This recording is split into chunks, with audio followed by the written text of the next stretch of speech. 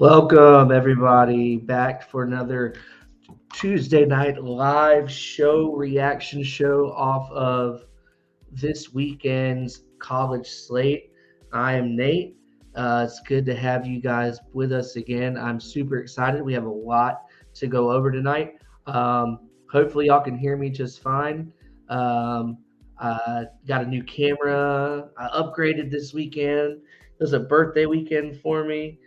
My hair's all a mess. I don't care. Um, I'm ready to start talking some college football, and I'm going to bring in our boy Scott. Scott is back. Say, hey, Scott. Welcome back, man. Scott had a long journey that he's going to tell us all about right now. So let's just go get these introductions going. Oh man. what a fun weekend to be at the game if you were a Michigan fan. I can tell you that. No, all in all, what an experience! Once in a lifetime opportunity to go experience the game in person.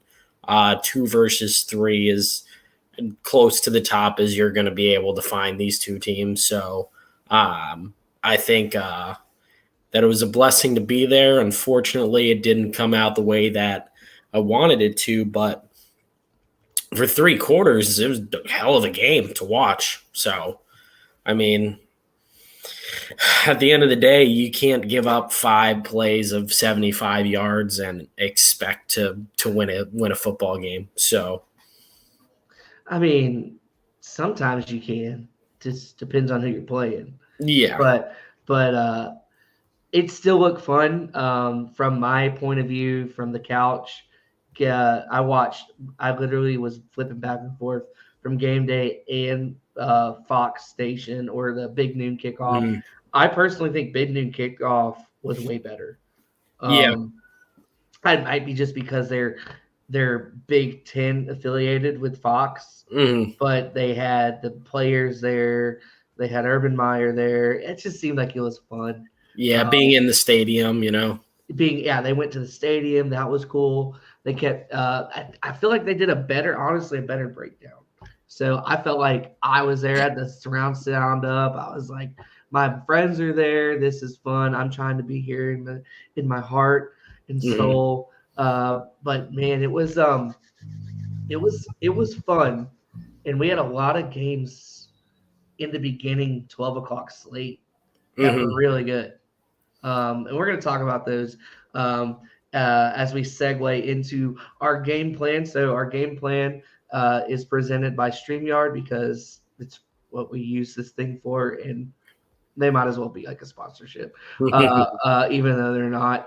Let me throw our game plan up today. We're going to talk about, let's see, here it is. Our game plan, sponsored to you by StreamYard. Thank you, StreamYard, for allowing us to stream our amazing live broadcast through all of our platforms and our Instagram and all that. I'm actually going to go live on Instagram right now in a second.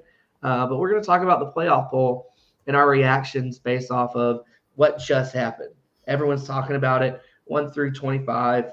And is it right? Is it not right? So we're going to have our reactions to that. We're going to have our weekend recap. We're going to talk about all the major games that led to this week's polls and where they're at. Then we're going to have our face-off where Scott and I are going to debate on a few certain questions that were provided by our friend Christian Martin. Shout out Christian Martin if you're watching. Thank you for providing some really cool, great questions for us. And then we have our attaboys. These are our guys, these are our coaches, our players that had a phenomenal weekend, and we don't want to not tip our hat to those guys at big schools and small schools. We want to give them the love that they deserve. And then we have championship weekend. This is a Saturday slate that is full of good championship games. I don't know about you, Scott, but I'm super excited to watch these as a fan. I'm pretty sure you're not excited to watch the Purdue Michigan game. That's, if I'm rating them, that's probably like number 9 on the list of 10. Toledo OU will be a better game than that. I was gonna mention that. We're gonna talk about that one because that's gonna be a sneaky good game, honestly. Yep. Just based off of how Maction unfolds. Yes. But yeah, let's go. Let's dive in. Let's dive into The our poll. playoff poll. I'm gonna go ahead and Scott, let's break it down. If you wanted to go, let's do 10 to 1. So you have it for us. Yes, I do. I have at 10, I have Kansas State from the college football playoff rankings. We have Kansas State at 10, Clemson at 9. That is one that we need to debate on. Penn State at 8, Tennessee at 7, Alabama at 6, and Ohio State at 5. We want to do the 10 to 5 before we go 1 to 4. I think the biggest toss-up that everyone was really looking into right here was where the love fest for the college football committee would be with Ohio State and Alabama. As you know, the college football committee is in love with both of these teams, and we know that they want to set up someone to be in the playoff, depending on what happens in the Pac-12 title game, since Utah has beaten USC this year. So we needed to see where the committee stood on Ohio State and Alabama, and they clearly decided that they wanted to give Ohio State one loss against Michigan better respect than the 2 losses of Alabama being from LSU and Tennessee. Yeah. I want to speak on this bias of Bama and Clemson, right? Both of them are sitting at 2 losses. One's in a championship game, one's not, just because one's in a better conference than the other. I think it has to do with the love. I think the love is both teams have brought in, since the inception of this playoff, have brought the committee and the playoff people a lot of money. Mm-hmm. And I don't know them, but at least how it's structured, how much money has Clemson and Alabama brought in to the networks and the bowls and all those guys, because they know those teams will travel. They know those plans will show up and they'll spend a lot of money. So I don't know if it's a bias based off of, hey, let's keep them excited and tuned in. We know the ratings are there with Mr. Consistency over time, compared to let's just see what they're doing on the field. I do not agree. Clemson should not be at number 9, right? Yep. Or number 9. They have looked like a half, like, you know, that like a bar of soap that you have in your shower that's always been there, and it's consistent, it's there, but like you've been using like your new like loofah and your shower gel and all that stuff, and you pick that bar of soap up, and just because the gel's over and you need that bar of soap, and it just shrivels. Yep. And you just have to just take a dirty shower with it. Like, you're just like, that's Clemson to me. When it comes to this year's college football, they've skated by all year long. Yes, they beat the teams they're supposed to beat in the beginning of the year. The Wake Forests, the NC State, the Syracuse, the Florida State. They beat those teams because they could sit on those teams with their rosters. They have 5 stars, 4 stars. They got dudes all up in that locker room. Of course they can beat them. They also played every one of those games at home. Yep. It was perfect for them. And then they went to Notre Dame. And we saw Notre Dame get its teeth kicked in by Marshall. The same Notre Dame team that lost to Stanford. This ain't no David Shaw year 1 and year 2 Stanford. This is David Shaw just resigned because I'm tired of this coaching these nerds, Stanford. Lost to them at home, this Notre Dame team, and then they got beat by Notre Dame at home, and then turn around and get beat by South Carolina in a home game. They were up 30-10. 30-10. I get South Carolina beat Tennessee last week, and I give my shirt off my back to them. Congratulations. You had a great game plan. A blind squirrel finds its acorn. But I did not. Watching that game was frustrating for me because Clemson gave the ball to South Carolina multiple times with a short field in the second half. Mm. Like, they ran trick plays, which they didn't need to run. They fell into the Beamer ball trap. Like, what are you doing? Yep. Like, I'm just like, ugh, I'm so mad that Clemson is still in the top 10. Like, they need to be, like, gone. Get out of here. And the reason why they're in the top 10 is because they want them in the Orange Bowl for ratings. Mm-hmm. It's all about money. But I don't think they should be in the top 10. I feel like a team like FSU, who's what, at 12 or 11 right now or something like that, they should be in the number 9 because of how they played. They've played lights out for the last. They've like gone on a 7-game winning streak or something like that. Yeah. It's not fair. So here I am. That's my opinion. Who's number 10? Kansas State and Utah are both 9-3 above 10-2 Washington. So, you know, you have a good argument, but Kansas State obviously goes up a decent amount with a win over TCU this coming weekend. Yeah, I feel like Kansas be knocked out of the top 10. Kansas State's a good team. This is a good team. They're getting healthy. They got their team they're getting their team back and everything like that. So I'm a big Kansas State believer pulling off. I can't believe they can pull off the upset because TCU just doesn't blow people out. Yep. And they played Kansas State to a really good game, and it was at TCU, and TCU knocked out Kansas State's quarterback. Yep. And Kansas State still went to overtime with them. Mm-hmm. So a lot of people aren't thinking about that, but hey, it's a possibility this weekend. So Tennessee is at who's number 8? 8 is Penn State. Just sneaky. They've been good. Since they played up Ohio State, they put in the new guy at quarterback, and they're just a solid team. They've literally went from like 19 and just worked their way every week. And they're like at Florida State. There's a lot of people that might not want to play them right now. But unfortunately, they lost early this year to a Michigan and Ohio State, and those are the teams they couldn't afford to lose to this year on their resume. If Auburn would have been better this year, that Auburn win would have been nice for them, but it just wasn't in their cards this year. But I tip my hat off to Coach Franklin for getting them in the top 10 this year. They're going to get another Year 6 bowl game. Great representation for the Big Ten. Great. So you got Penn State, Michigan, and Ohio State all going to be Year 6 teams. Yep. So that's good for the league, man. And we have reinforcements on the way to Wisconsin.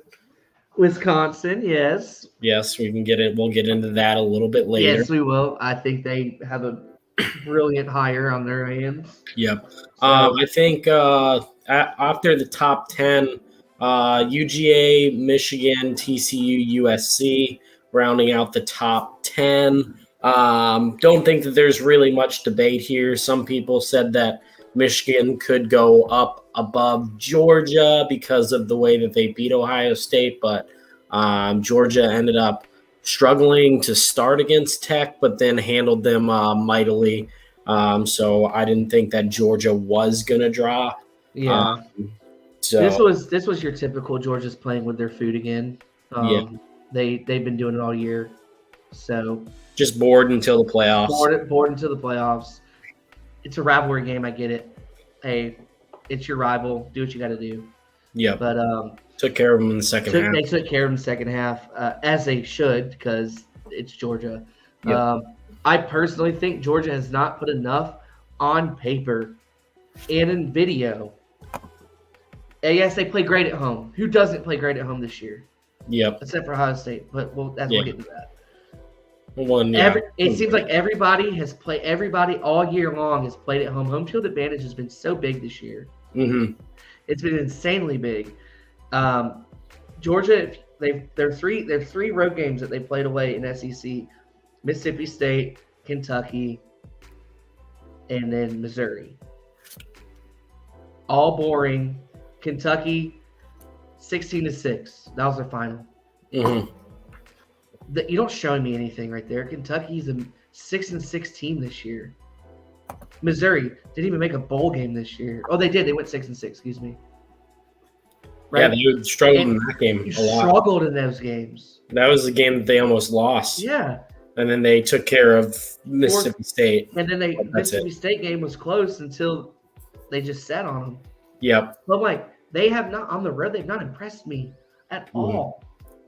And so, yeah, they look like the Monstars when they play at home, dude. At 90,000 people, yeah, it's my house. I'm gonna do what I need to do.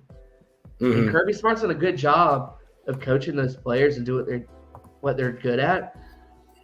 But once you take away their tight ends, they're not running. Their running game is not as amazing as everyone think it is.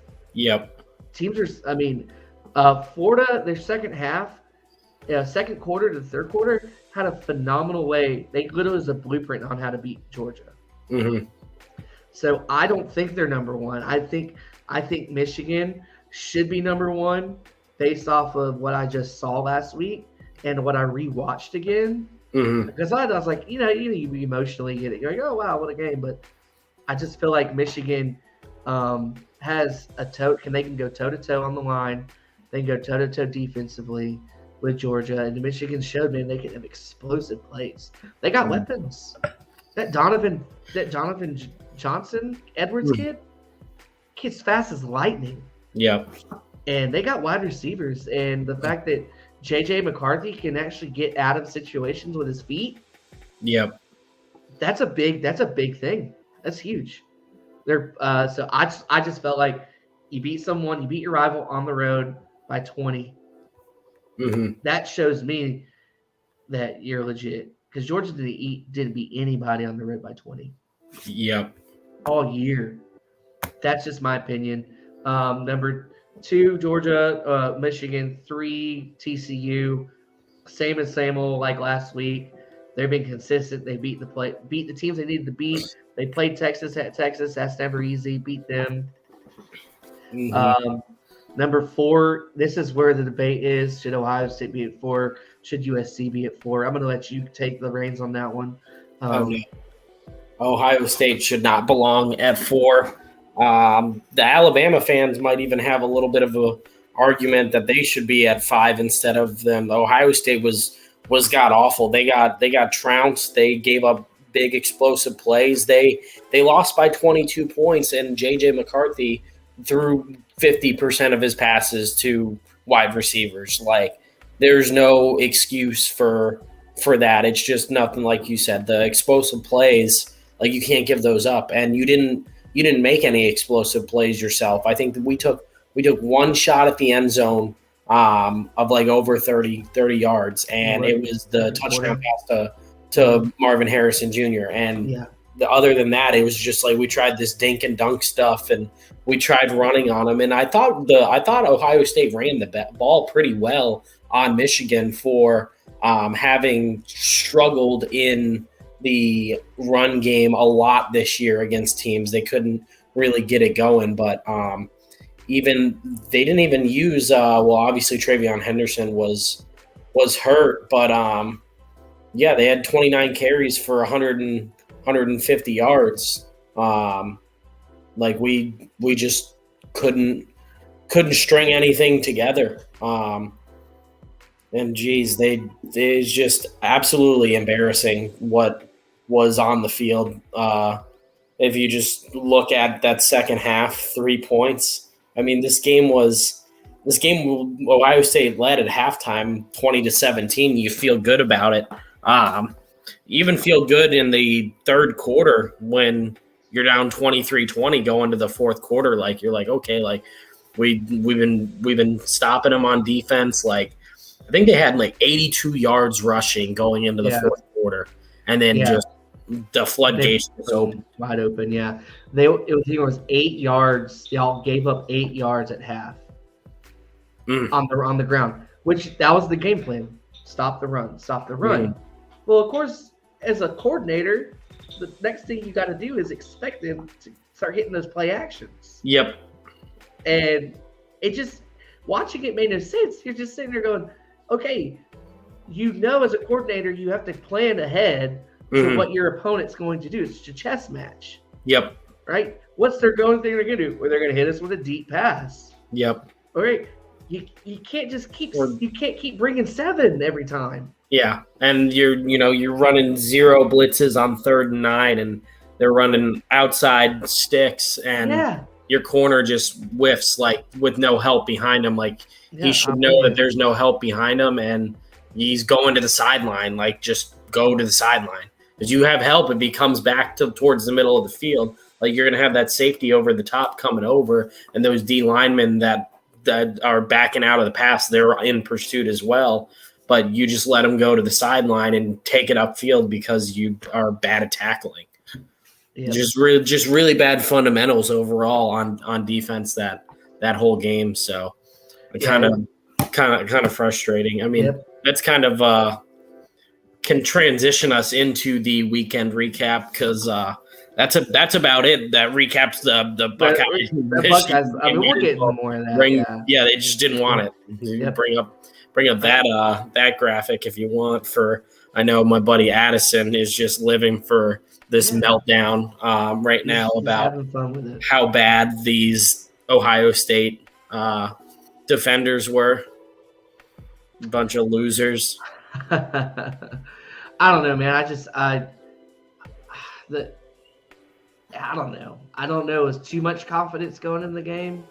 Not enough getting kicked in your mouth this year to show you not enough adversity. No close games. Like even the Notre Dame game to start the year, down at halftime, like a little bit of adversity at home, showed poised to come back, but clearly not a good offensive team at that time. Notre Dame, Penn State, there's times where that game looked like it could be swinging the other way, and they came back, but just not enough emphasis on being able to do it against Michigan. Just really sad. Yeah, I would say I think the adversity thing is a big factor, especially if you go a full season without really being tested. Yeah. You were tested at Penn State, and you showed a great fourth quarter. But what else, right? Kind of chalk up the Notre Dame game. Kind of throw that one out the window. It was week 1. Everybody looked sloppy. Yeah. But with Michigan, I guess because they didn't open up their offense until this weekend, there was no they showed a lot of adversity because they had to. Mm-hmm. They had to lean on their defense. They had to lean on their special teams to do a great job to keep them in the games because they're playing with this dual quarterback thing halfway through the season. And then last week, I'm the captain of the Pee-wee. Last week when they played Illinois, that was honestly Illinois. Besides the other team Ohio State, and Michigan, and Penn State, they're the only other team that's going to slap you in the face. Yep. They play just hard-nosed, typical Big Ten football, and they got that game and got that all right, we can win these games. We can win these things. Let's just that was a huge confidence builder going into this game. So I think that game, 1, padded their resume, and 2, got them super confident going into this Ohio State game because they've been battle tested. They have the scars to prove it. That's why I feel like Michigan played Hawaii at the beginning of the year. It just seems like you need to play better opponents. Tennessee played Pitt, and that was a good game. And that honestly, if they didn't play Pitt, that would have never gotten them ready for the Florida game.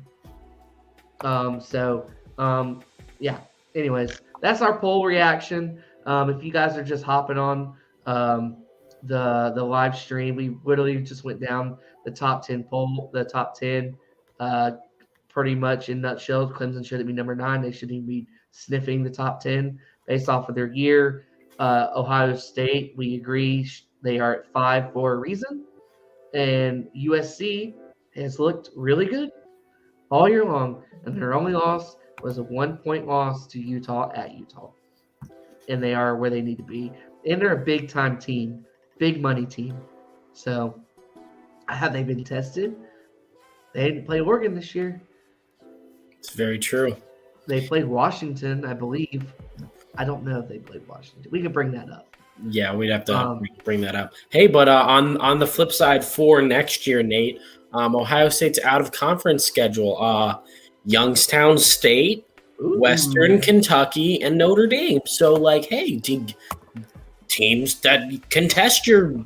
I would be buying out of the Youngstown State game and getting another MAC game or something. Because they're FCS school. Yeah, well, I mean, isn't that where Jim Tressel is? I don't think that'll. Yeah, Jim Tressel is there. Yeah, he's the AD there or something. Yeah, I'd pick up like an American team, American conference team. Pick up USF. Yeah, USF. That'll be fun. With Dion. With Dion going there, right? Okay, all right. Weekend recap. So we are going to go into weekend recap. All right. Transitioning over to our first game. We already talked about it. Explosiveness. Addison, take your picture. Take your picture, Addison. I'll pose for it. Ready? Hold on.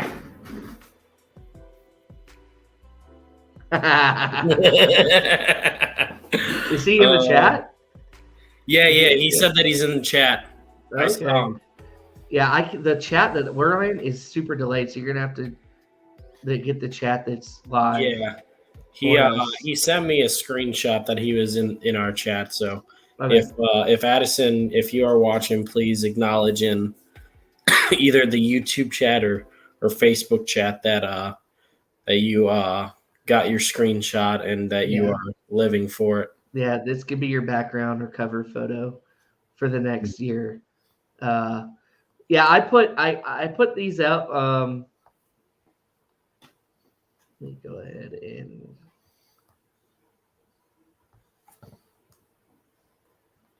one second. Trying to pull up on our end the live feed.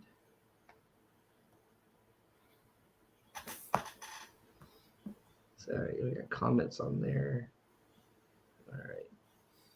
Yeah, I can see it on my side. I can see if they come from Facebook or YouTube, the comments. So okay, yeah, because the last couple weeks it's been delayed on here on ours, and then I'll have to use my tablet and try to use the other one. But okay, so all right, sorry, technical difficulties trying to figure things out. This is why there's a third person. There's always that one person in the back. That third background person who always who runs the music and the live chat and all that stuff. So, Michigan 45, Ohio State 23. The score got run up at the end. Those two 85-yard and 75-yard runs were unnecessary. Ohio State quit. I believe they looked like they quit. Yeah, they did. It goes down. If you break it down, I did a breakdown on our pod yesterday. There was a 15-play drive that was 12 minutes in the third quarter.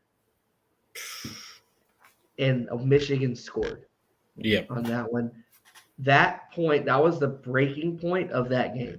Yep. I believe Ohio State Michigan methodically drove down the field. It just little in 3 yards at a time, 5 yards at a time, 3, 4, 5, 10. Couldn't get off the field on third down. Couldn't get off the field on third down. And they just kept busting you in the face, busting you in the mouth. And that right there broke the wall. That was broke the dam. And I just believe because Ohio State had a chance to come out after that offensively and get a good, go bam, bam, bam, and it just didn't happen. They smothered them. And at that point, that's when that first one play, 85-yard happened, and that was it. That was all she wrote.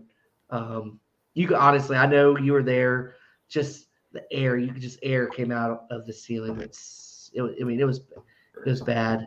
It was bad at that point. It was the drive that Michigan was up 31-20, and Ohio State went down 7 plays, 52 yards in 2 minutes, and they kicked a field goal. Yes. It was 4th and 4 from the Michigan 9, and when they didn't convert the third down and they lined up for the field goal, I called ball game. That's when I felt the game was over, because before that, Michigan missed a field goal. We got the ball like close to, it was Ohio State 40 that we got it. So we were really close to midfield. And then, we got the missed field goal and we just kicked a field goal ourselves, and we didn't get we didn't make it happen. So, and then touchdown, 75 yards, see ya. But the 15-play, 85-yard drive, 3rd and 1, couldn't get off the field. 3rd and 3, couldn't get off the field. 3rd and 10, couldn't get off the field. 3rd and goal was the touchdown rush. 3rd and 10 was a play that J.J. McCarthy went ahead and scrambled and then threw it through the back of the end zone for the receiver, and there was a flag for pass interference. The play was terrible by the defender. He saw him throw the ball up. It hung in the air for, it felt like 15 seconds if you were at the stadium. And the defender just runs over and pushes the guy out of bounds, like tries to like box him out. And it's like, dude, just go like jump up with your own hands and knock it down or catch it yourself. Like, don't just push him out of bounds. So it was, I know it's frustrating to watch as a fan and as a person who watches defenses, in that moment, you don't want to ever see a defense quit at home. Mm-hmm.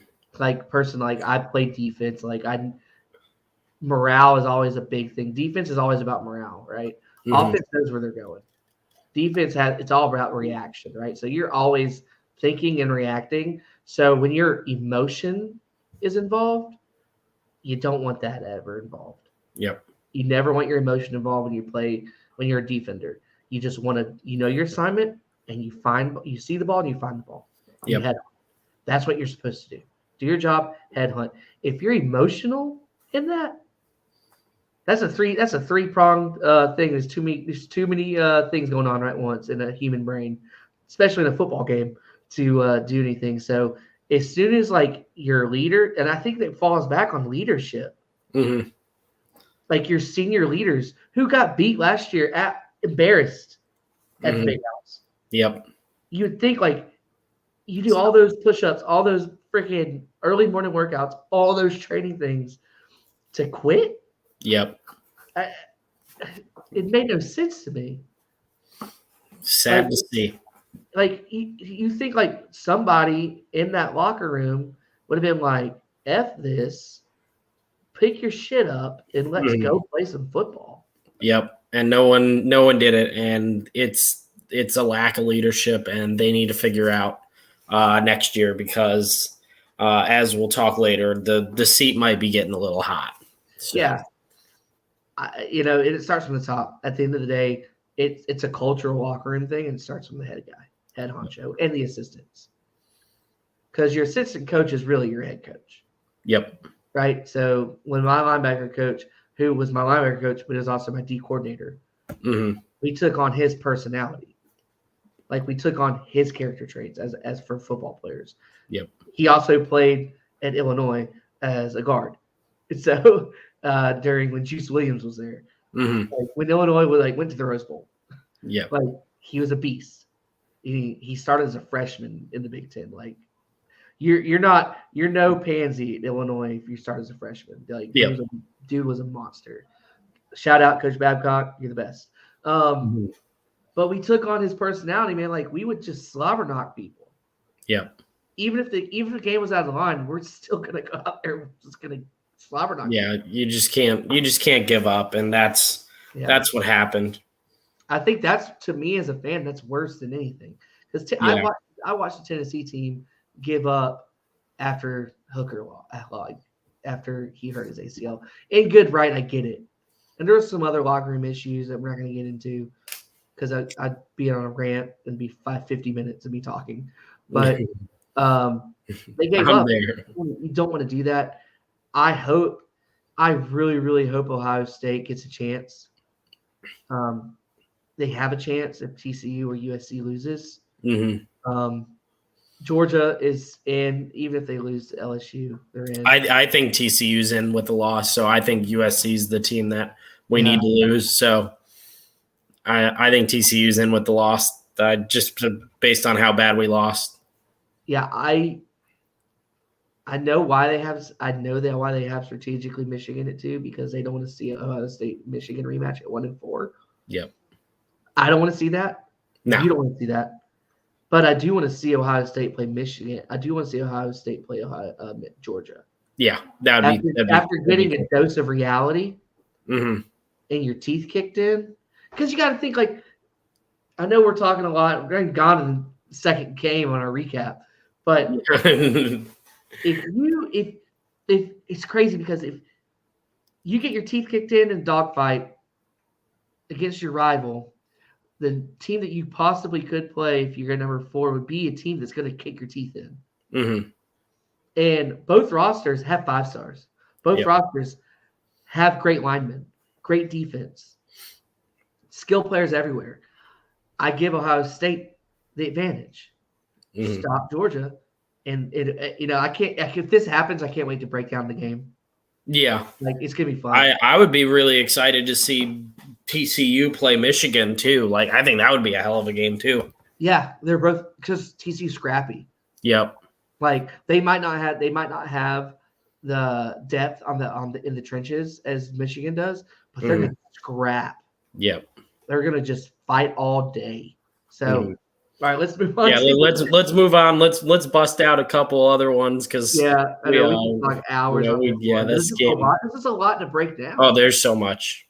All right, our next one, our Florida State game.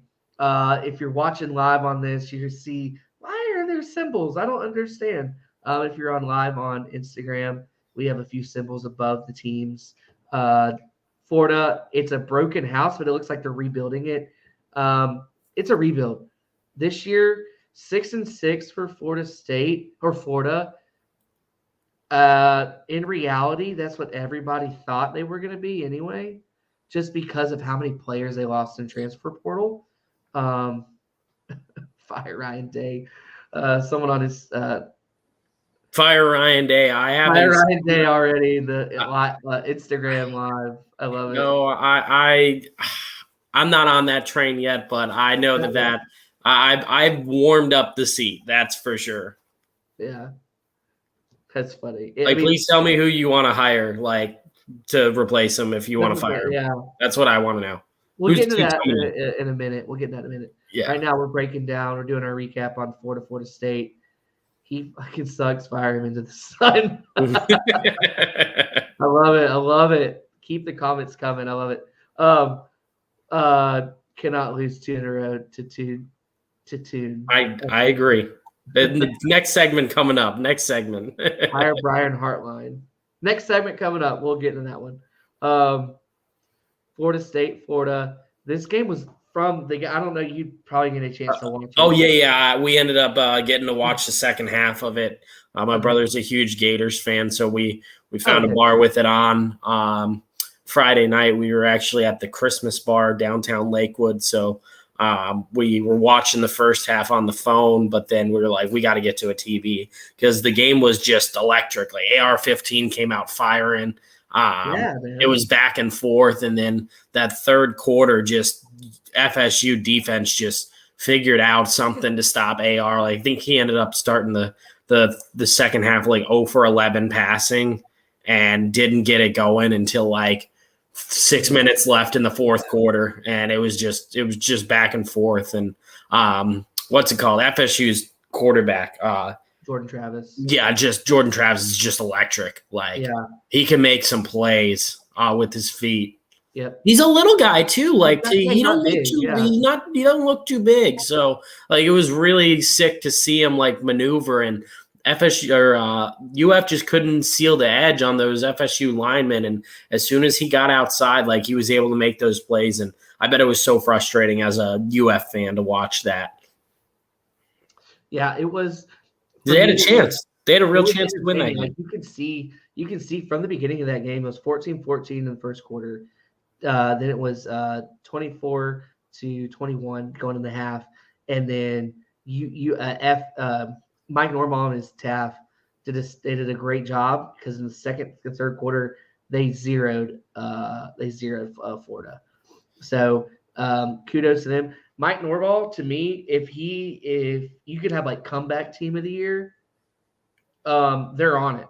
I believe he's done a phenomenal. He's been preaching to the people in Tallahassee since he got there because they didn't go to a bowl game their first year and they went 5-7 last year. Mm-hmm. Like they haven't got a bowl game. So see you, man. Thanks for commenting on this, man. Thanks for joining us. Yeah, since the Clemson game, the fourth quarter of the Clemson game, because they almost won. They came back, and Jordan Travis and that offense just started clicking on all cylinders. They have enough talent to compete right now in the ACC. But you see someone fighting in a shark, they're aggressive. They play downhill on your toes defense, and that's how they've been beating the crap out of people this year. They've been playing just defense. Like they're so fast. If you can remember the best Florida State teams in the last 20 years, what stood out to me was always their defense and their linebackers. So in the second half, when they started like zeroing in on AR, is that they would line up like they were playing cover 2. And then as soon as like the pre-snap read was made, they would go to single high, and the strong side safety would rotate down into the box. Yeah. And he was spying AR, and he couldn't run because there was a linebacker like that was on the backs that he was checking down to, and then the safety was inside the box, like just ready to get on. It was so quick, and like you couldn't really tell like if they were going to drop that safety to spy or one of those linebackers was going to spy. So it was really, really well covered up by FSU's defense and really aggravated the hell out of AR for that. So it was a really fun game to watch all the ways to the end because UF had a chance. They did, and I was going to mention that. This is the key to the game for me was the aggressiveness. That's why they have the shark and the people fighting there. They stayed aggressive all the way to the end. So when they had some teams, a lot of teams this year in that position that they were in, it was fourth? It was fourth. Yeah, it was 4th and 10 or something like that. Mm-hmm. A lot of teams would have just brought 4 and played back in soft coverage and tackled. We're not stay at the 10-yard line, stay at 10 line and tackle, keep everything in front of you. Yeah, they didn't. They freaking bought a corner blitz. Yeah, I've watched so much football this year. I've watched so many coordinators coordinate. I've only seen 2 corner blitzes on gimme down, on turnover, on like those money downs. Mm-hmm. One was the Alabama game, Texas, where that corner missed. Bryce Young. And missed, that was a brilliant call. I honestly was the right call. He just did not come home because he didn't break down. Yep. Florida State game, dude broke down. Yep. And forced AR to get out of the pocket. And he couldn't do anything. I thought that was brilliant. That's why it was a coach's win. But it showed their aggressiveness. And I think Florida State's going to continue with this momentum. Jordan Travis, I hope he comes. I think he comes back on a COVID year. If he does, Florida State's going to be an early ACC champion. Early prediction on that one, and possibly a dark horse. That might be a good wager to put in. Little FSU ACC. I would. I'd put $10 down on him for sure. Just how they're playing. It's year 4, Coach Norvell's his regime. He's got his players. They're recruiting very well. They're getting athletes like they always have been. Florida State's one of those things where it's like they always have athletes and just they just don't care. They're just gonna punch you in the mouth. That's what Florida State of old with Bobby Bowden was, and then the Jimbo Fisher era as well. So it's good to see him getting back to that. I like that. So Jordan Travis is a junior, so he does have eligibility to come back. Oh, good. I see him coming back. I don't see him leaving, even if he gets a good grade for the draft.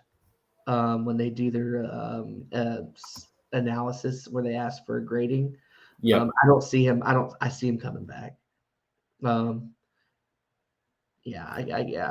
AR, he's gone. Florida still has a big, huge kill decline. When it comes to players, they got to get a lot of help in transfer portal this offseason.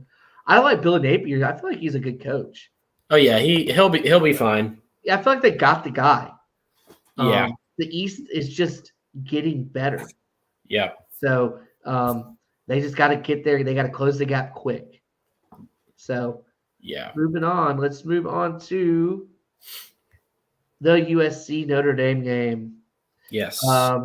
Did you get a chance to watch this one? I know you were at the bar. Yeah. So I was there. I was able to watch the first half of this before driving back to Columbus. So I did see not a lot of offense by Notre Dame. I mean, obviously they came alive late, but too little, too late. 17-7 at half. But it felt like 21-7. 28-7 at half, because it just felt like USC was moving the ball a lot. I think they got a break on like a fumble that Notre Dame recovered early. Yeah, they got so. Jake commented actually a minute ago.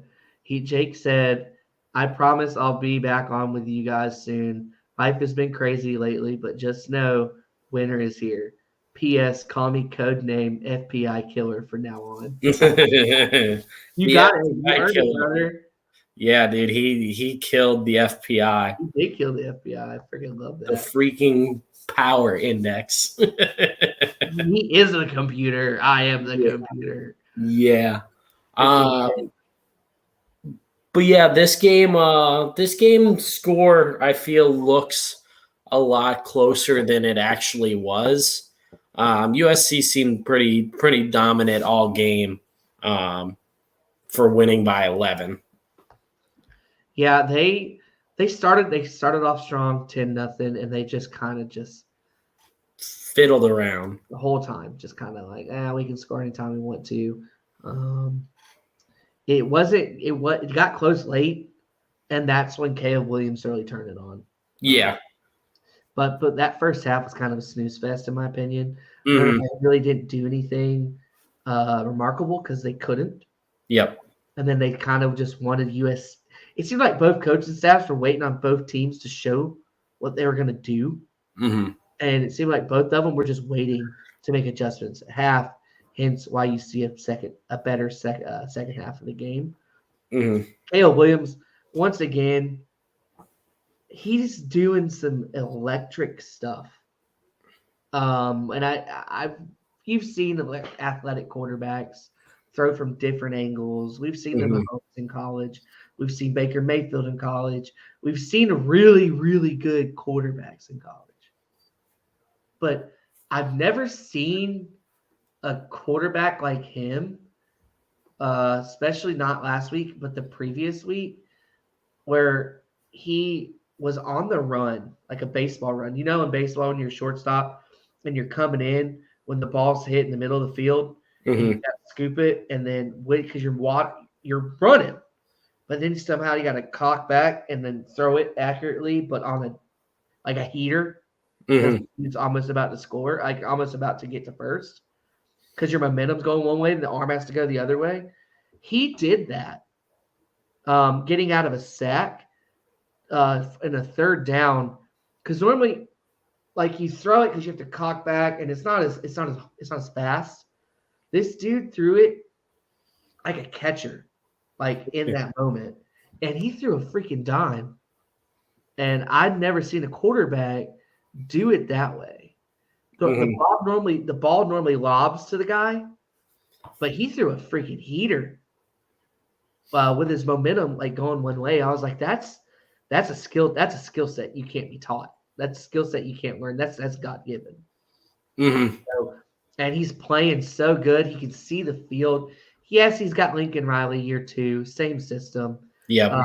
Good weapons around him, but it's good to see It's good to see college football on the West Coast again, because it's been just Midwest and East Coast for months, years. Remember, they're coming over to the Big Ten, but they still are going to play in Southern California. I know. Kind of. Does that mean they get noon kickoffs at USC? That'd be 9 a.m. That's rough. Can you imagine, like, Kirk Herbstreit? Like, God bless his schedule. That guy, unbelievable. So much this year. Yeah, he looks tired. Like on the Thursday calls, and Saturday night, he just looks tired. He needs a nap. Yeah. Oh man, I got ugly duckling over here over Notre Dame. They eventually will be a pretty swan. Yep. But Marcus Freeman has a big, huge mountain to climb to get them where Brian Kelly had them. They're recruiting very well. They're a top 10 class right now, 2023 class. Okay, good. On 3. On 3's got them a top 10 class. USC is a top 10 class. So both of these programs are moving in the right direction. The question is USC going to hold that 4th position? We'll see. Yeah, big game this weekend. Their roster, their schedule's been good. Utes. Yep, the Pac-12 has been good this year. So you can't say their strength of schedule sucks. I know this is a perfect time to bring up their schedule because I know they didn't play Oregon, and I think they played Washington. That was it. If you can bring it up for me before. That sounds right. I remember. I remember talking about this before. Yeah. So they went Rice, Stanford, Fresno, Oregon State, Arizona State, Wazoo, lost to Utah, Arizona, Cal, Colorado, UCLA, Notre Dame. Yeah. So they didn't even play Washington or Oregon. Yeah. So this, to me, their schedule, it's good, but it could be better. Yeah. What a year to miss Washington and Oregon. Yeah, interesting. Kind of strange. Yep. Which tells me they missed 2 teams that could possibly have beaten them on the road or at home, based off of because both teams are very physical. So they look physical too. I feel like Utah at a neutral site might out physical them again, like last year. It's the same game last year in the Pac-12 championship. So, all right, moving on. Our next one, Oregon State. This was a 10:30 kickoff. Yeah, this is past my bedtime. I don't have much on this. We were driving home, so we ended up not seeing this. But Bo Nix doing Bo Nix things, I guess, right? Getting outscored 21-3 in the 4th. So, yeah, it was. This was so late, and it was Saturday was my birthday, so I just tried to stay up as much as I could to watch this one. But I knew I've watched a lot of Oregon State games this year. I've been catching them. They're 9-3, and no one's talked one thing about them all year. They're 9-3. They're sneaky good on defense. And it showed because if you look at the game, Oregon came out and scored in the third quarter. They put 17 up. So they were up in this game. They had 3 turnovers. Oregon State had 3 turnovers, and they still remained in this game. That tells you one thing. Their defense is tough as nails, and they have really good special teams. So Oregon continued to score, but you see Oregon State scored 21 points in the fourth quarter. Like that's where the spilled coffee comes from. Yes. So Oregon had it in their hands. They had that. They spilled it all over the place. 9-3, just like their rivals. 9-3. In this year alone, they lost to Washington in the previous week. They should have never lost to Washington. That is on them. They had that was a home game for them as well. You can't lose to Washington at a home game, especially when you're number 9 in the nation and everybody lost last week. Like they had a chance to do it, man. Christian Martin. Yeah. Let's go Beavers. Let's go Beavers. Yeah, man. Let's go Beavers. Huge Beaver guy in the house. They're going to get a really good bowl game. I don't know anything about their depth chart and like their seniors and stuff, but if they get a lot of guys coming back, that's a huge momentum going into the offseason. Like they're going to play probably the Alamo Bowl or the Holiday Bowl or the Las Vegas Bowl. Oregon State should, come a little south and get a good old, little partnership, little NIL deal with Buc-ee's. Yeah, the Buc-ee's. They get a Buc-ee's deal. Yeah. Yeah, look at that. Yep. Christian knows there. He's like, hey, walk in, give me that beaver, Give us that beaver. Beaver bowl that should douse the winning coach in beaver nuggets is what I'm saying. Have a bowl. The Beaver Bowl. Yeah. Lucky Bowl. That'd be awesome. Okay, all right. I have a cockroach under them because you just can't get rid of them. It's the best way to describe them this year. Okay, moving on to the next one. Our next game is South Carolina, Clemson. Did you watch this game? 3:00 game. No, you were at the game. Yeah. This game makes you like, as a fan of like SEC football, you sit there and you're like, how the hell is Beamer Ball doing this? Like it makes no bloody sense. But they're playing out of their mind right now. It was a tight game. Clemson had the lead. And then South Carolina just started playing trick plays. Kudos to Rattler. He threw 350 yards in this game. Their main wide receiver had 9 receptions, 140 yards. Like that's fourth quarter. They were getting dudes open. That fourth quarter was 3-0. Yeah, it was. All the scoring was done in the first 3 quarters, man. So it was a defensive battle at the end. Jeez. Yeah, South Carolina. See what happened was this: Clemson went out and took a lead, and it was 14-0. Then South Carolina had 2 back-to-back long drive, a long drive and a short drive. And the second score in the second quarter was because Clemson didn't. They went for it on their own 40, and they got stuffed. Oh. And so they gave momentum back to South Carolina, and with the short field, they scored before half to tie it. Yeah. And then South Carolina in the third quarter, Clemson had a fumble and a trick play that just did not work.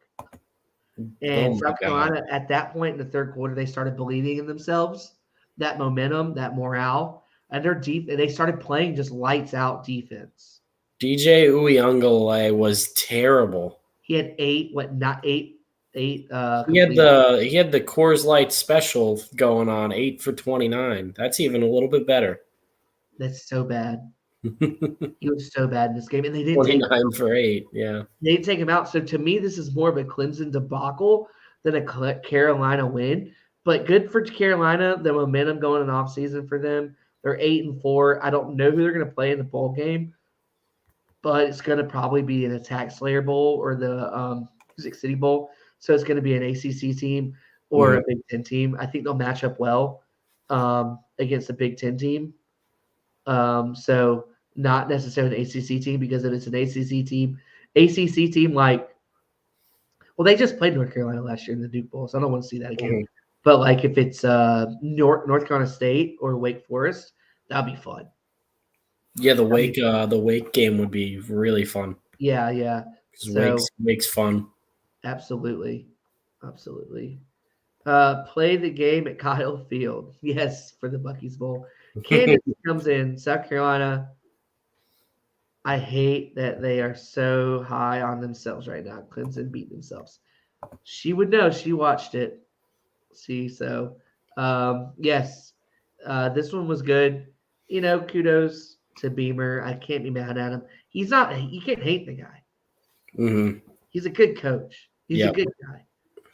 So I give them all the respect and love. I'm just kind of salty because they beat Tennessee. They took 2 teams out of the playoffs 2 weeks in a row. They hate orange, I guess. They hate the orange safety cone yellow, and they just so that's my on that one. Gamecocks are projected to the Gator Bowl, like I said, Tax Slayer Bowl, and to play an ACC team. So they might play the ACC 4th team, which will probably be Duke, who's 8-4, by the way. No one talked about them. Yeah. Or maybe Wake Forest. So we'll see. All right. We talked about the Blue Bloods earlier this year. Yeah, but Duke continued to win. No one talked about it, though. Yeah. I slipped under my radar. Like, they just kept winning, and that's a first-year coach. Like, football school. Football school, man. Well, they lost Coach K, so. Yeah. All right. So we are transitioning over to our next thing called the face-off. What's that? The face-off is going to be Scott and I talking about subjects provided by Christian Martin, the questions provided by Christian Martin. So thank you, Christian. And first things first. All right, face-off music. Let's see. We had the face-off music there. Yeah. Face-off music. Bum, bum, bum. All right. First question of the face-off. Who is the best fit head coach for Cincinnati job? All right. So if you're in the chat, let us know who wins this debate. So, viewer, I'm host. So Scott, you go first. Who's the best fit for the Cincinnati job? What coach? Who do you think best fit? I'm going to go off of a tree that is familiar with Cincinnati. I would say go take a stab at Tom Herman. Why? Why did you take mine? Because great minds think alike. Yes. So there's people that want to hire Tom Herman at Ohio State. There's people that want to hire Brian Hartline at Ohio State to take over for Ryan Day right now. And I just am looking at it like, if Tom Herman, he was with, the tree that won us that natty in Ohio State, and Fickle was there as well as the defensive guy. I think he comes from a good pedigree. It didn't work out at Texas like he wanted to, but he had one at Houston. I think that it could be a place where he can step in with some talent. And he could be really a good fit in the Cincinnati program because his culture is very similar to like a Luke Fickell style. I think their coaching style is very similar, but the offense is a little bit more upbeat than what Fickell is used to. Sure. Well, you took mine, so now I have to come up with something on the fly. So you might take this round. Let me go first. I know. I think it's Tom Herman. Oh, God. Let's see. I think for the Cincinnati job, a head coach. God. Oh, man. Honestly, for that one, because Fickle did such a good job. It's just such a huge shoe to fill. And you need a guy who's not gonna, let the program down. You need a guy to step in day one, good recruiter. You need a guy who's going to come in and run the same type offense for the American Conference. Is Cincinnati on the Big Ten? No, they're not going to the Big Ten. They're staying in there. So that American Conference, you're gonna need a coach who can compete at high levels. No, I'm not saying Kellen Moore Christian. No, he's a Boise guy. Oh man, I know you needed someone who can score and run that new age offense. As much as I hate to say it, Tennessee's offensive coordinator, Ryan Golish, would fit actually in that moment. They run an offense that they like.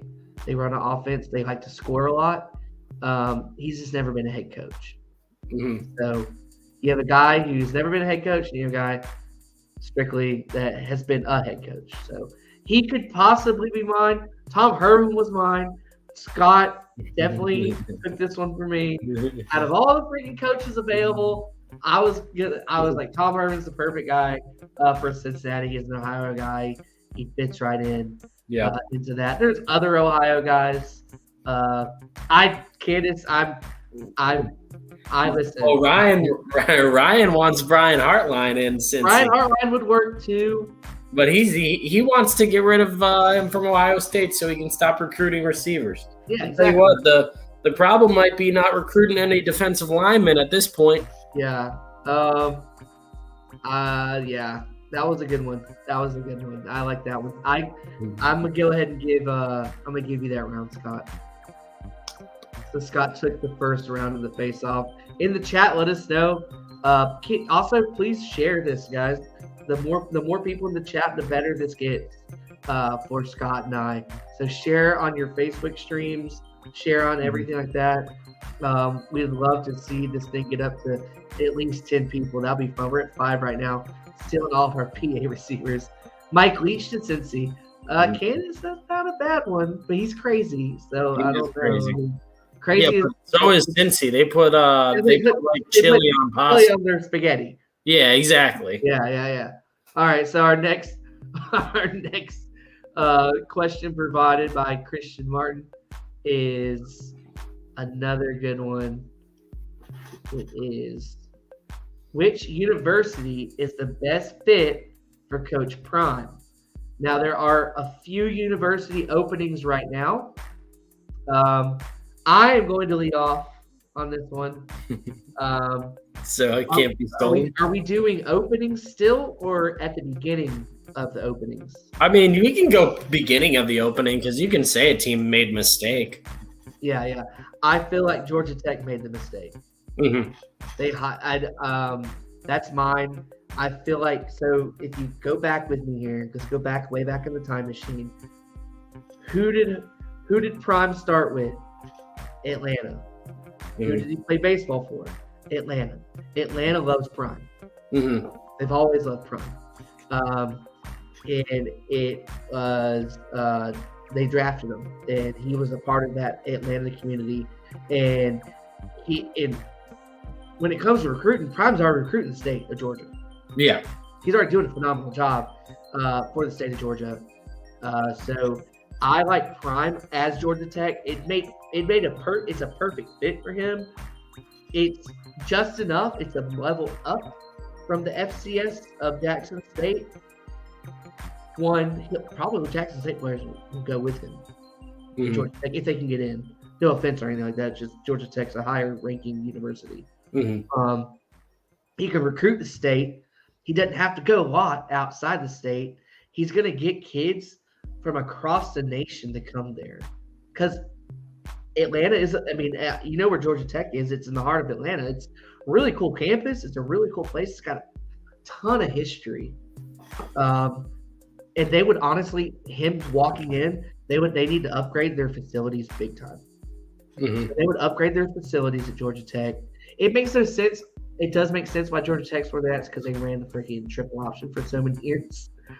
But they can. I just feel like he could, if you walk. So like right now, if Prime was the head coach of Georgia Tech, and this is before the 2023 class, 24 class is, let's say 24 class, and a kid quarterback who's from Macon, Georgia, been committed to Georgia for the last 2 years. You're gonna take a meeting with Prime. Yep. Like just out of just his brand recognition and his name. Yeah, come to the house. We'll take a meeting. Come meet my mama. Mm-hmm. And that's what he does. His brand sells itself. Yep. So that's where my fits on that one. And you don't gotta win 9 to 10 games a year at Georgia Tech. Mm-hmm. So the level of like standard is get us to a bowl game and let's be competitive. I want to be competitive in our games. So that's my argument on Prime. I could probably go deeper in that one. I think Georgia Tech is the right fit for Coach Prime. I think it was very stupid of them to hire their interim coach. Mm-hmm. He's not Coach O. This guy's never been head coach before. Coach O is an interim. He's the interim of all interims. Yeah. But he's coached before. I just guy that they hired. Who? If I'm a lineman and you come to my school, I'm like, who are you? I don't know who you are. Mm-hmm. Like what? There's no brand there. So yeah. I mean, So for me, I think Coach Prime's perfect fit is where it will be announced that he is becoming the head coach, and that is at the University of South Florida. Being a Florida kid, Dion, it's not far from home where Dion is from. I think USF is a beautiful place to be. It's a beautiful campus down there in Tampa. I know they play at Ray J. The facilities there for Prime, I think it would be great. I know UCF is leaving the conference very soon. So like it sucks the UCF USF rivalry. But look at all those kids that he can recruit in the backyard in Tampa. There's a lot of good schools up there. And he can, recruiting in state, recruiting around the hometown, he'll be able to poach guys from UCF.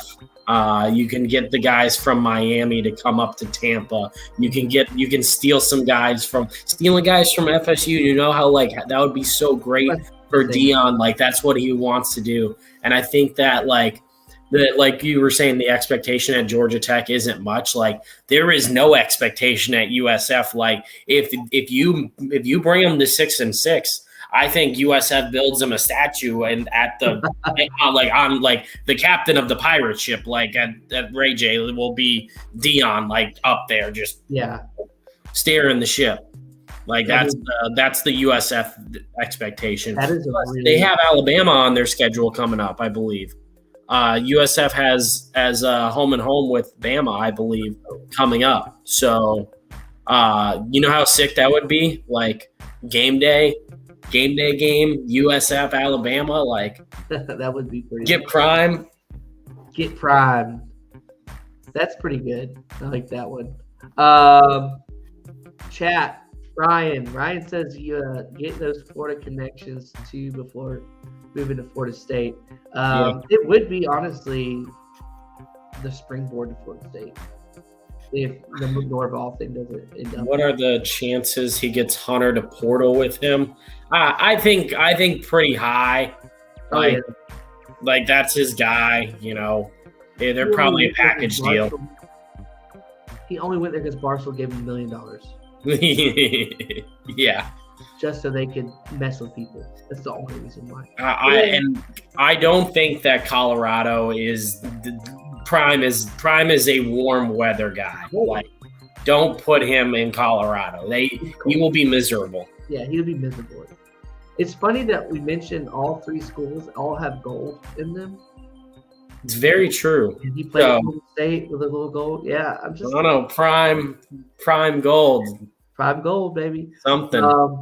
Chat. Who won? Let us know in the chat. I want to know Private Tech or Private USF, or is it a tie? Oh, Christian said Arizona State. Arizona State, ASU. No, you don't want Prime to be at ASU with those gals. They get him in trouble. It's too hot for him. Christian says Nate. Nate won. Nate wins. All right. All right. So it's tied 1-1. I thought your argument was good. Yeah. So USF, baby. But you took the Tom Herman one for me, so so we both won that one. Yeah. All right, next one is USC back to being elite? Is USC back to being elite? Here is the debate. You or me? I'll take this one first, so because you did last one, and we'll just switch off. Okay. I'm going to say no. I think that USC was going to be a problem for everyone last year, but they have been expedited this year to being a problem and being a contender for the playoffs. But like Ryan just said, their defense is very suspect.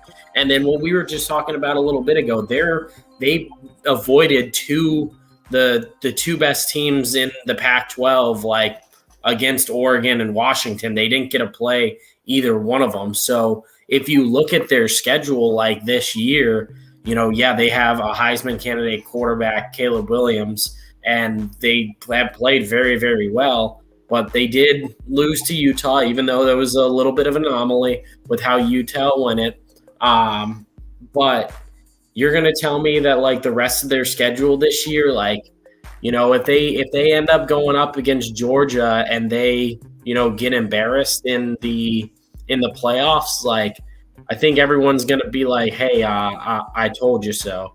Because looking at what USC's done on the schedule, it's not very impressive on the whole defensive part of it. Stanford scored 28 points on them. They squeaked out a win against Oregon State. Arizona, 45-37 win. Gave up 35 points to Cal.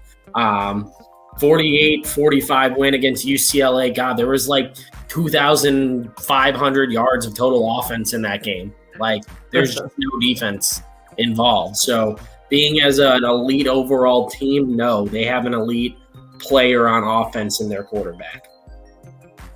Okay. That's not bad. This is my argument for USC. USC, even during the Pete Carroll years, scored a lot. Their defense had Ray Maluga. They had just studs everywhere, but they still gave up points because it's the Pac-12. Mm-hmm. I think they are elite. I think Lincoln Riley came there with the same exact offense, the same exact approach, took the quarterback that he needed, and he said, everybody here, because there's one thing California has, and it's got plenty of offensive weapons. Mm-hmm. And there's nothing but big, good Samoan offensive linemen. And USC, he was able to take what they had, bring in transfer portal guys to solidify, to secure that offense in year one. This is what they've done in year one. Mm-hmm. They're a top 5 offense in year one. Yes, Jordan Addison, and you got Caleb Williams, and their running back. Forgot his name. He's phenomenal. He's doing the right way. Their schedule, they played everybody on their schedule. You read it out. They gave up points, but they never, ever. I'm pretty sure they never were down in any of those games that you mentioned. I think maybe the UCLA game. I think they were down 14-0 in that one. Was it 14-0 that they were down? I think it was, or 10 or something. Yeah, they were down 14-0 in that game. Thank you. Yeah, first quarter 14-0. But that was honestly the first besides losing to Utah by 1, and it was in Utah, right? And Utah plays slobber knocker football. That's one thing I can give them. Yeah, they're gonna run it and they're gonna try to beat you senseless. Cam Rising has been a letdown this year, honestly, compared to last year. Thought he was going to come in and be a Heisman hopeful this year, but they're still good. Utah's going this weekend. Utah's going at a neutral site field. They're going to bring it, and they're not going to quit. They just had that dog in them, right? And Southern Cal went to their place, lost by 1. So they've been hit in the face. They know what it feels like. And they played their in-city rival, UCLA, year 5 of Chip Kelly. Right? Best year they've ever had in a long time. The quarterback's on their 19th year there. And this is a downhill power running game team. They were able to they were able to defensively stop UCLA from throwing and running the ball. That was big for me. Because, yeah, everybody throws the ball and whatever. But they couldn't they stopped the running game, and that's massive because that proved to me that their offense can score on anybody. I trust Lincoln Riley in any game. Any game as offensive coach. Yep. I trust him. He's proven that since he was at Oklahoma, and now it's the same thing. He can make mud look delectable when it comes to he's going to sell it to me. Like, that's what he does. So with USC being, to me, number 4 now in the nation, and that's a huge market. And you can tell right now, USC, the Coliseum is going to be sold out. There's going to be a sold out Las Vegas crowd for that game. And next year, their season ticket holders, they're going to have all the games. They're going to be sold out. The celebrities are back at the games. That place, when it's on fire, you got celebrities everywhere because it's the team of the town. Yep. Like, not the Rams, not the Chargers. Keyshawn has been acting a fool with USC on the morning show. So. Oh, Keyshawn talking that. Yeah, he talking like they elite. So. Like they elite. But Keyshawn can back it up because they literally only lost 1 game by 1 point. Yeah. On the road. I say this. I say they are elite. I put my money down on them. I put my money where my mouth is. If they win this, I'm saying they're elite and they're going to beat Utah in a really good game and Las Vegas for the Pac-12 championship. Here's the question. They got to play Georgia week 1 in the Peach Bowl in Atlanta. I just don't think they're getting past them, which is good because they got to the point where they need to be.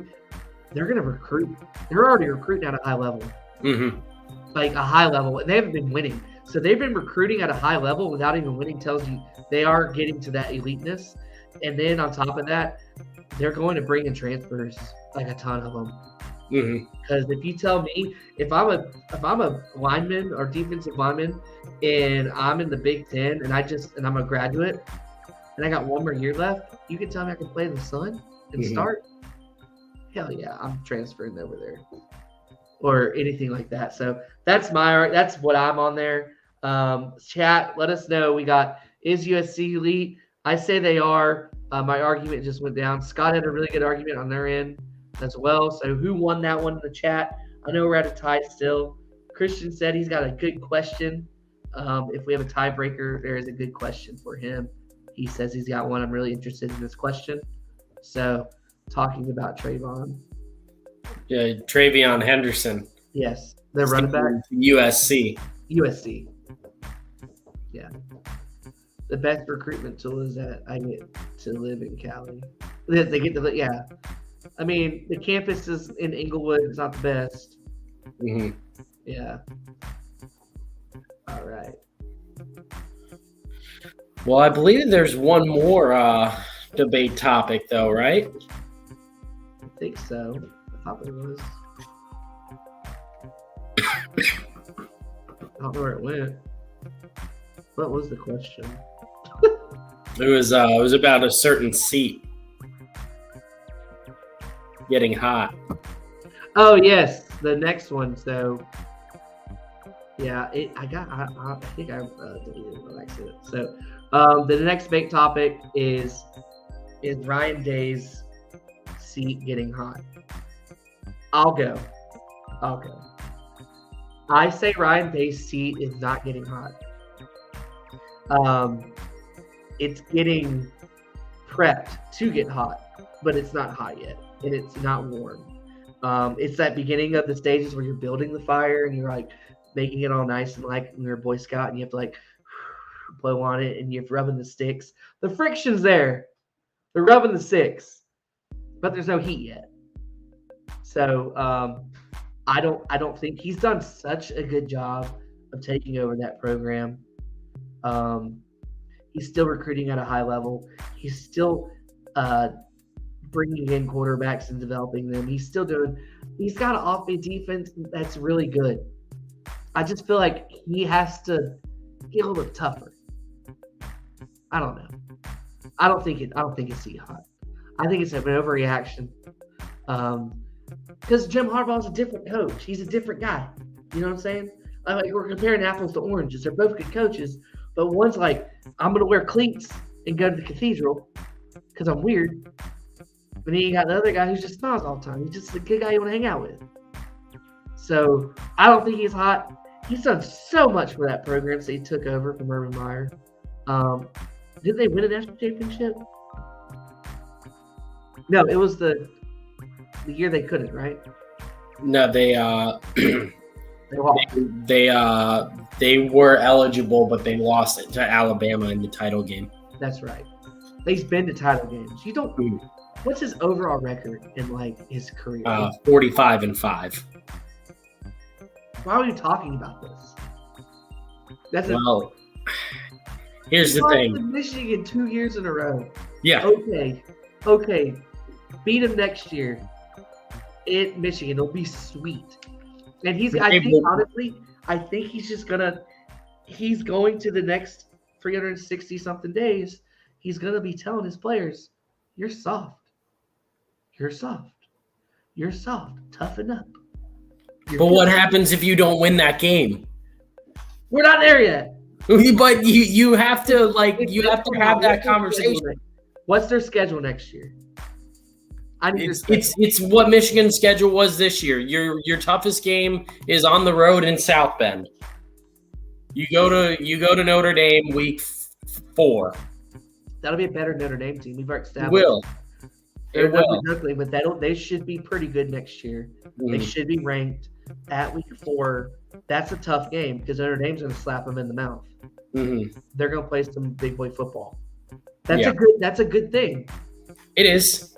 But the thing is, the seat has to get hot. The seat has to be hot for Ryan Day. There has to be pressure applied so he can apply pressure to his players and his coaching staff that the standard that we've had the past 2 years is not up to par and it's unacceptable. When you are hired at Ohio State, 95% of the wins 95% of your games are guaranteed wins.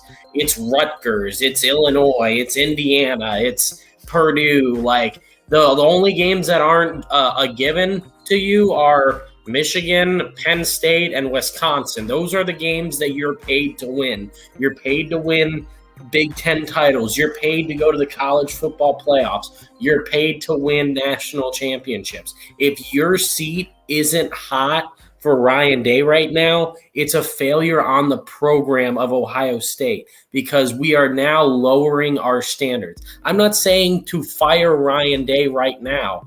I'm just saying that we need to have a legitimate conversation next year because if he doesn't win that game next year and you lose 3 years in a row, I don't care if he's 55-6. Unfortunately, half of your losses are against Michigan. You have one loss against Oregon, and you have a loss to Clemson and Alabama, one in the semifinals of the playoffs, and then the college football title game. Yes, it kind of sucks. And Brian makes a good point with the first-year defense. It did take some strides, and Jim Knowles' defenses are known to taking place in year 2 and year 3, but that Ryan Day has to do a better job at recruiting guys on the back end and in that interior D line room, because we haven't had a Nick Bosa, we haven't had a Joey Bosa, we haven't had one of those guys, we haven't had Denzel Ward out there in the last couple of years. So you can say his recruiting has fallen off, or it could be the lack of development that's going on inside that building right now, because Urban Meyer recruited those guys, but he turned, Joey Bosa into a first-round pick. He turned Michael Thomas into a second-round pick. He turned Ezekiel Elliott into a first-round pick. You can go down the names of the defense: Marshawn Lattimore, Bradley Roby. You can go all these defensive players that developed under Urban Meyer. What have we gotten out of Zach Harrison? What have we gotten out of guys that are high defensive players coming out of their class? Even guys like Julian Fleming haven't developed at a level. Marvin Harrison Jr., his dad is a Hall of Famer. The production level that we need to be at has really dropped off, besides quarterback and wide receiver room, since Urban Meyer's been gone. So I think that there has to be pressure applied to be better next year. I think there's pressure already there. It's always been there. But they quit. Like you said it earlier, they quit on that team, and that team quitting shows lack of mental toughness. I think that's just because of schedule, complacency, right? I don't think he's hot. I don't think you should have a 45-5 coach on a hot seat or warm seat at all, just because the schedule. Like, how is he supposed to know in October, when the schedule came out in September, when they're playing November, that his team was going to get soft and punched in the face and not have anything to rebuttal? It's not his fault that the Big Ten West teams that they played sucked. It's not his fault that everybody else under Michigan and Michigan State's not supposed to suck. Like, that's normally notoriously, like, that's a tough game you guys play every year.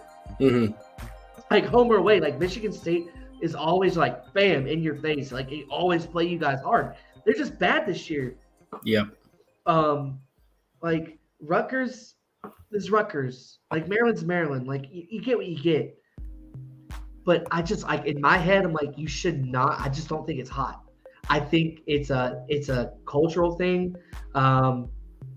And they have the talent. They do it. Like, I know you not have Joey Bosa's or whatever, and no more AJ Hawks and stuff like that. But, like, those guys are still 5-star, 4-star guys. Like, you don't have Raquan McKillen, who's actually from Savannah. Like, that dude was a beast. But I think at the end of the day, it's an aggressiveness. Like, we talked about, like, Florida State. Why is Florida State winning these games? Their offense is fine. Their defense is just aggressive as hell. And it has to do everything with just game plan, playing aggressive, playing on the balls of your feet, playing downhill, and just lighting people up. Like, if they could play like they did against Penn State in the fourth quarter all year, they would be hurting people, body bagging people. And that was the difference in the Michigan game. They needed to body bag people. And I feel like he knows that, they know that, and they're going to go into next season. I look at the schedule, all right? Youngstown State, Indiana, at Indiana, that's a win. Youngstown State, that's a win. Western Kentucky, that's a win. At Notre Dame, if you can go at Notre Dame with a better Notre Dame team for next year and beat them in South Bend and do it with, like, easily, not like, oh, we won with a field goal at the end. Like, you pretty much beat the crap out of them from the beginning of the game, like slobber knock them. That's a big, because that's going to be on NBC or ABC game or something like that. People are going to watch it. And then if you do win that game and show, like, grit and might, you go to Purdue. At Purdue, it's never easy to win in West Lafayette, but they're replacing the entire team.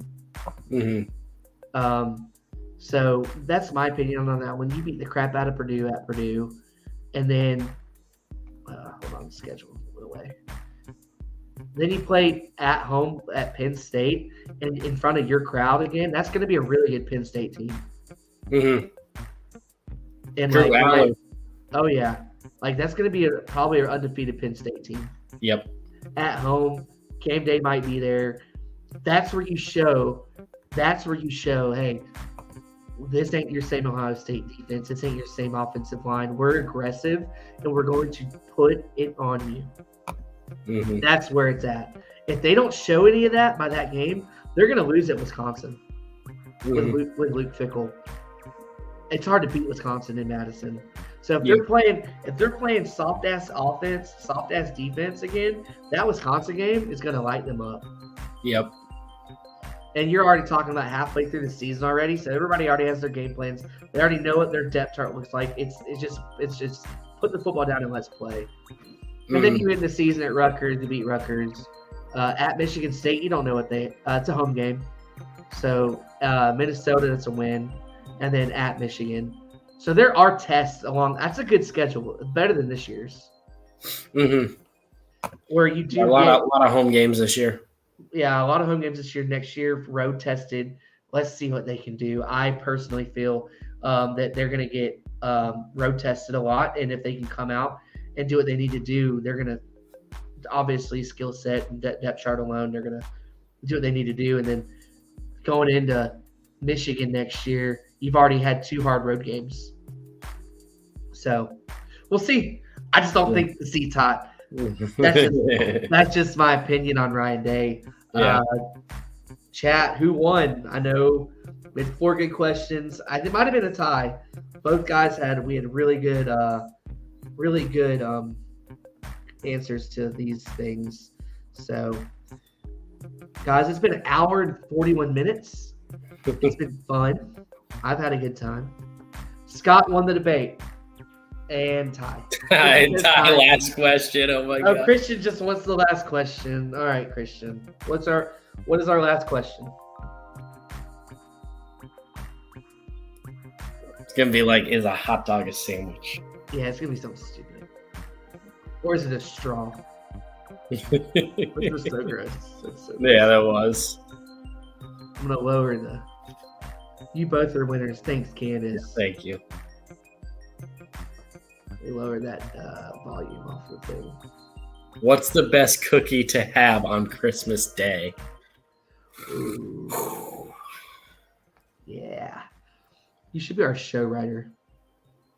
All these great questions. Best cookie question. Are the last question of the debate. Tied right now. What's the best cookie to have on Christmas Day? I do have my answer. I can tell you what you shouldn't have on Christmas Day. And it's those nasty, dusty, freaking icing on top cookies. the sugar cookies. Sugar cookies. Straight ass. And if anybody likes those, they need to get out of your life. They're not terrible, but they're not. I do need some milk with it. Yeah, you're. Yeah, sound like me now after being sick. Christmas Day cookie for me. I'm gonna go. Here we go. Warm, about this big, not like thick like Gideon's cookies, but like a good regular cookie. Homemade, batch of cookies, hint of nutmeg, hint of cinnamon, brown sugar. Big, thick, like the big, like thick chocolate chips. Not the little ones, but the big, thick ones. With peppermint. Ooh. Yeah. Little peppermint pieces. That little mint, chocolate, hint of nutmeg, hint of little brown sugar. Oh, that would be phenomenal on Christmas Day. Actually, I might make that now. To me, the best cookie to have around Christmas time in general, but even better on Christmas Day, is that circular peanut butter cookie with that Hershey's Kiss in the middle. Just there's just not a better cookie in the world. Like you bite into that peanut butter cookie and like you get a little bit of that Hershey Kiss. The Hershey Kiss Center with the peanut butter cookie. That sounds good. Chef's kiss. That sounds really good. I don't know. Who do you think? Who's the winner, peppermint cookie or peanut butter cookie? Peanut butter Hershey Kiss. Nate's making it on the fly. So Scott went with nostalgia. Who wins? Who wins? Christian Cookie. Christian, who wins? Monster. Cookie Monster gotta choose. Let us know, Christian. Ryan.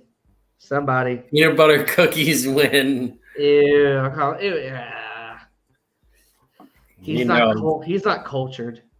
Get out of here with that bull crap. All right, Scott, you won. You won the debate. You won the versus, the face-off.